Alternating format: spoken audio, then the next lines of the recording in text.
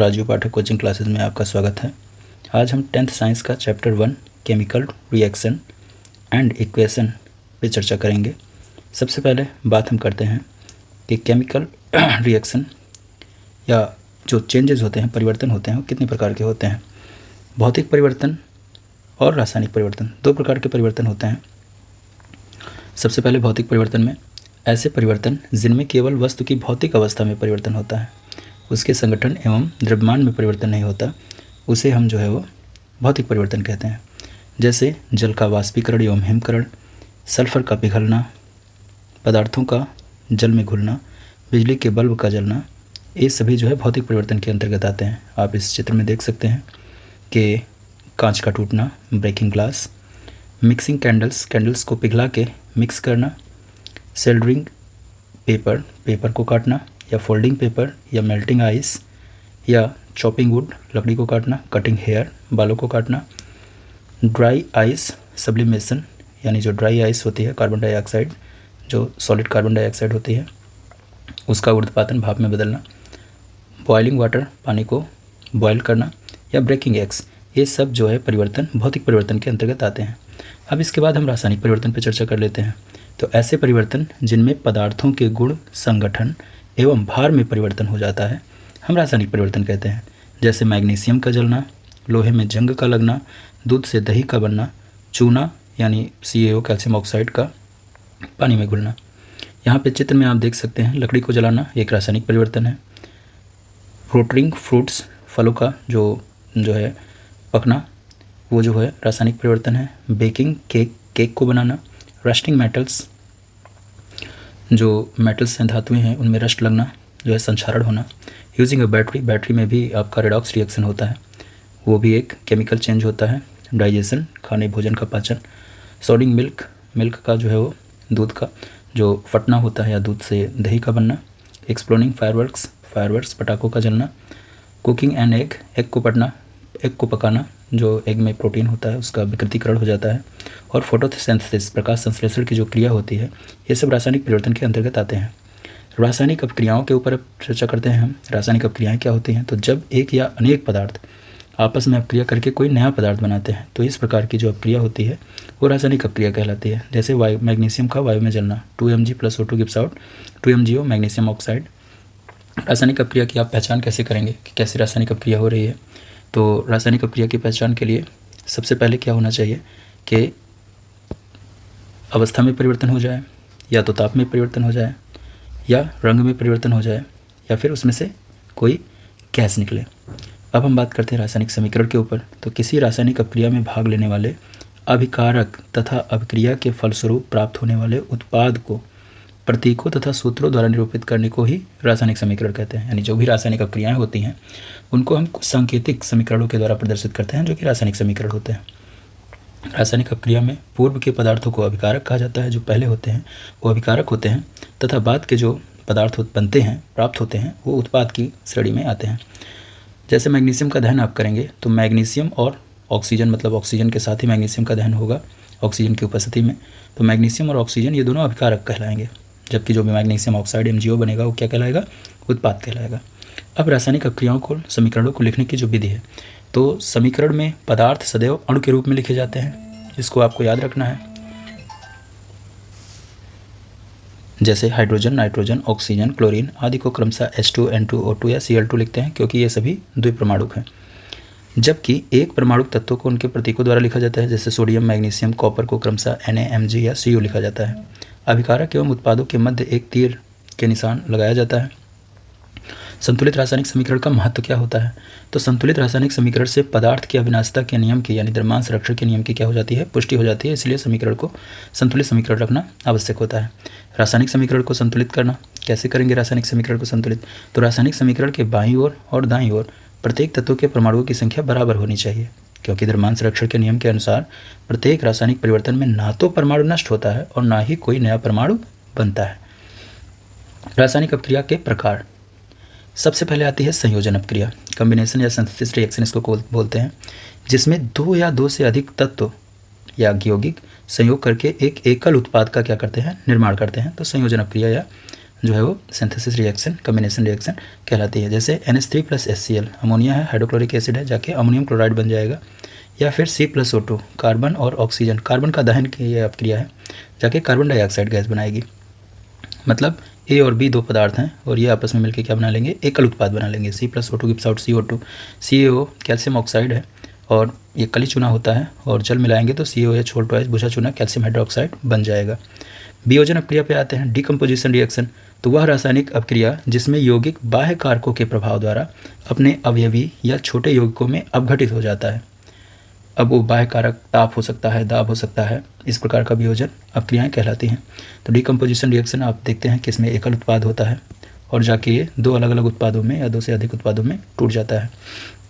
जैसे CO है आपका कार्बन मोनोऑक्साइड, कार्बन और ऑक्सीजन में इसका ब्रेक हो सकता है। या COH होल ट्वाइस है कैल्शियम हाइड्रोक्साइड, इसको हीट करने पर CaO कैल्शियम ऑक्साइड और जल में टूट जाता है। ये अपक्रियाएँ ऊष्मा, प्रकाश अथवा विद्युत द्वारा होती हैं। तो 3 प्रकार से इस प्रकार से हो जाएंगी। सबसे पहले ऊष्मीय वियोजन, जो ऊष्मा के द्वारा वियोजन होगा उसे ऊष्मीय वियोजन कहा जाएगा, थर्मल डिकम्पोजिशन। तो वह रासायनिक अपक्रिया जिसमें यौगिक ऊष्मा के द्वारा दो या दो से अधिक सरल पदार्थों में अपघटित हो जाता है, ऊष्मीय वियोजन कहलाएगा।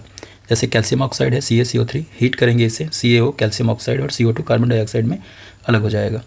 फिर इसके बाद सोडियम कार्बोनेट है, इसको भी हीट करने पर सोडियम कार्बोनेट Na2CO3 गर्म करेंगे, जाके Na2O और CO2 में टूट जाएगा। CaCO3 है कैल्शियम कार्बोनेट, CaO और CO2 में टूट जाएगा। दूसरा जो अपघटन होता है वो फोटोलिसिस होता है, यानी प्रकाश अपघटन होता है। तो जब वियोजन अपक्रिया सूर्य के प्रकाश द्वारा होती है तब प्रकाश अपघटन कहलाती है। जैसे AgCl सिल्वर क्लोराइड, सूर्य के प्रकाश में 2Ag और Cl2, सिल्वर अलग हो जाएगा, क्लोरीन अलग हो जाएगी गैस। इस अपक्रिया का उपयोग श्वेत श्याम फोटोग्राफी, जो ब्लैक एंड व्हाइट फोटोग्राफी होती है, उसमें किया जाता है, क्योंकि सिल्वर क्लोराइड का या ब्रोमाइड सूर्य के प्रकाश में स्लेटी ग्रे रंग का जो है परिवर्तित हो जाता है। तो आप यहाँ देख सकते हैं निगेटिव है, पुराने कैमरों में यूज होती थी फोटोग्राफी के लिए। तो इसमें AgBr, जब इससे फ़ोटो बनाए जाते थे, फ़ोटो धुले जाते थे, तो उनमें उनको AgBr के विलयन में डुबोया जाता था और फिर उनको लाके सनलाइट में छोड़ दिया जाता था। तो फिर उनमें क्या आ जाता था, Ag का सिल्वर का अवक्षेप आ जाता था और ब्रोमीन गैस निकल जाती थी। आगे फिर आ जाता है विद्युत अपघटन। तो जो अपघटन विद्युत के द्वारा होता है वो विद्युत अपघटन या इलेक्ट्रोलिसिस या इलेक्ट्रोलिटिक डिकम्पोजिशन कहलाता है। तो वह अपक्रिया जिसमें यौगिक के जलीय विलयन या गलित अवस्था में विद्युत प्रवाहित करने पर यह दो या दो से अधिक सरल पदार्थों में अपघटित हो जाती है। इस प्रक्रम में धनायन और कैथोड पर और ऋणायन जो है वो एनोड पर एकत्रित हो जाते हैं। जैसे अम्लीय जल में विद्युत धारा प्रवाहित करने पर यह H2 और O2 में अपघटित हो जाता है। तो जो जल है H2O, विद्युत अपघटन अब जब करेंगे, विद्युत धारा इसमें प्रवाहित करेंगे तो 2H2 + O2 में टूट जाएगा। कैथोड पे आपको जल मिलेगा और एनोड पे आपको, कैथोड पे आपको हाइड्रोजन मिलेगा और एनोड पे आपको ऑक्सीजन मिलेगा। इसके बाद विस्थापन अपक्रियाएँ आती हैं। तो वह अपक्रियाएँ जिनमें एक क्रिया कारक यानी एक पदार्थ दूसरे क्रिया कारक पदार्थ से कम क्रियाशील वाले को क्या कर देता है, विस्थापित कर देता है। जैसे कॉपर सल्फेट का के विलयन को, नीला विलयन कॉपर सल्फेट का होता है, उसमें लोहे की छड़ डालेंगे तो आयरन धातु कॉपर से चूँकि ज़्यादा क्रियाशील होने के कारण कॉपर सल्फेट के विलयन से कॉपर को क्या कर देगी, विस्थापित कर देगी। इसके लिए रिएक्टिविटी सीरीज आपको पता होनी चाहिए, जिनका हम आगे जिक्र करेंगे। तो कॉपर सल्फेट के विलयन में जब लोहे की छड़ डाली जाती है तो कॉपर सल्फेट के विलयन से कॉपर को विस्थापित कर देती है, कॉपर अलग हो जाता है और ये आयरन सल्फेट यानी फेरस सल्फेट जो है वो प्राप्त हो जाता है आपको। जब कॉपर सल्फेट के विलयन में जिंक की छड़ डाली जाएगी तो जिंक Zn जो है वो कॉपर सल्फेट के विलयन से कॉपर को विस्थापित कर देता है। तो इसी टाइप से कॉपर सल्फेट और जिंक की छड़ में भी जिंक जो है कॉपर से ज़्यादा क्रियाशील होता है, तो कॉपर सल्फेट के विलयन से कॉपर को विस्थापित कर देगा और जिंक सल्फेट जो है वो प्राप्त हो जाएगा। द्विविस्थापन अपक्रियाओं पे आते हैं, डबल डिस्प्लेसमेंट रिएक्शन। तो वही रासायनिक अपक्रियाएँ जिनमें अभिकारक यौगिकों के आयनों अथवा मूलकों के परस्पर विनिमय द्वारा एक्सचेंज हो जाते हैं, उनमें आयन जो होते हैं नए उत्पाद बनते हैं, उन्हें उभय अपघटन या द्विविस्थापन अपक्रिया कहा जाता है। जैसे सोडियम सल्फेट है Na2SO4 बेरियम क्लोराइड के साथ BaCl2 के साथ अपक्रिया करेगा तो ये बेरियम सल्फेट बन जाएगा और सोडियम क्लोराइड बनेगा, यानी सोडियम जो है क्लोरीन के साथ जो है अलग हो जाएगा और जो है वो बेरियम जो है वो सल्फेट आयन के साथ जो है वो बेरियम सल्फेट बना लेगा। इसी तरीके से सिल्वर नाइट्रेट है AgNO3 पोटेशियम क्लोराइड KCl के साथ अपक्रिया करके सिल्वर क्लोराइड और पोटेशियम नाइट्रेट बना लेगा। फिर हम आ जाते हैं उपचयन एवं अपचयन अपक्रिया पे। उपचयन या ऑक्सीकरण अपक्रिया भी इसे कहा जाता है। तो ऐसी अपक्रियाएं जिनमें क्या होता है, ऑक्सीजन का योग, हाइड्रोजन का ह्रास या इलेक्ट्रॉनों का निकलना, इलेक्ट्रॉनों का ह्रास। जैसे कॉपर है, ऑक्सीजन से क्रिया करेगा कॉपर ऑक्साइड, तो ऑक्सीजन का योग इसमें हो रहा है, तो यह अपक्रिया क्या होगी, उपचयन अपक्रिया कहलाएगी। अपचयन अपक्रिया क्या होगी, जस्ट उपचयन की अपोजिट होती है। तो ऐसी अपक्रिया जिनमें ऑक्सीजन का ह्रास, हाइड्रोजन का योग या पदार्थों को इलेक्ट्रॉन प्राप्त होते हैं, तो अब उपचयन अपक्रियाएँ कहलाती हैं। जैसे कॉपर ऑक्साइड है और H2 हाइड्रोजन से क्रिया करके जाके CO अलग हो जाएगा और H2O प्राप्त हो जाएगा। इसके बाद आते हैं ऑक्सीकारक पदार्थ। ऑक्सीडाइजिंग एजेंट क्या होता है? किसी रासायनिक अपक्रिया में जिस पदार्थ का अपचयन होता है उसे ऑक्सीकारक कहा जाता है। अर्थात वह पदार्थ जो अपक्रिया में इलेक्ट्रॉन ग्रहण करता है बच्चों, वो क्या कहलाता है? ऑक्सीकारक कहलाता है। यहाँ पे रिएक्शन जो है वो क्या है कि 2I- + Cl2 gives out 2Cl- + I2 है। तो यहाँ पे क्लोरीन जो है वो क्या कर रहा है? 2 इलेक्ट्रॉन गेन कर रहा है, तो ये अपचयन इसका हो रहा है। और Cl क्या कहलाएगा? ऑक्सीकारक कहलाएगा। अपचायक क्या होते हैं? Reducing agent. तो किसी रासायनिक अपक्रिया में जिस पदार्थ का ऑक्सीकरण होता है उसे अपचायक पदार्थ कहा जाता है। अर्थात अपचायक वह पदार्थ होता है जो किसी रासायनिक अपक्रिया में इलेक्ट्रॉन का क्या करता है? त्याग करता है। 2Fe एग्जाम्पल आप देखिए, 2Fe3+ + 2I- gives out 2Fe2+ + I2। यहाँ पे I2 क्या कर रहा है? आयोडीन क्या कर रहा है? 2I- से I2 में बदल रहा है। यहाँ पे इसकी ऑक्सीकरण संख्या -2 है और यहाँ पे क्या हो गई? 0 हो गई। 2 की मतलब 1 की तो -1 होगी, लेकिन 2 की -2 हो जाएगी। तो ये ऑक्सीकरण, इसका क्या हो रहा है? ऑक्सीकरण हो रहा है, ये ऑक्सीकारक कहलाएगा।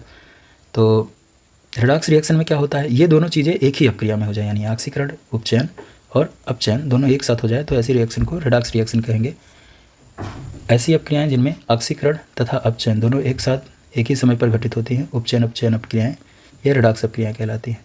अब एक रिएक्शन है जैसे COO + H2 gives out CO + H2O। तो COO में का अपचयन हो रहा है क्योंकि इसमें से ऑक्सीजन जो है क्या हो रहा है? निकल रहा है, जबकि H2 में हाइड्रोजन में ऑक्सीजन का योग हो रहा है, तो इसका उपचयन हो रहा है।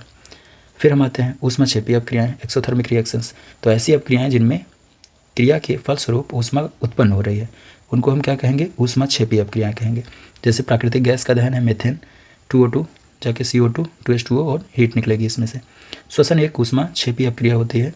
Glucose C6H12O6 + 6O2 gives out 6CO2 + 6H2O + heat. ऊष्माशोषी अपक्रियाएं जस्ट अपोजिट होती है उसकी। एंडोथर्मिक रिएक्शन वह रासायनिक अपक्रियाएं जिनमें ऊष्मा का अवशोषण होता है, ऊष्माशोषी अपक्रियाएं कहलाती हैं।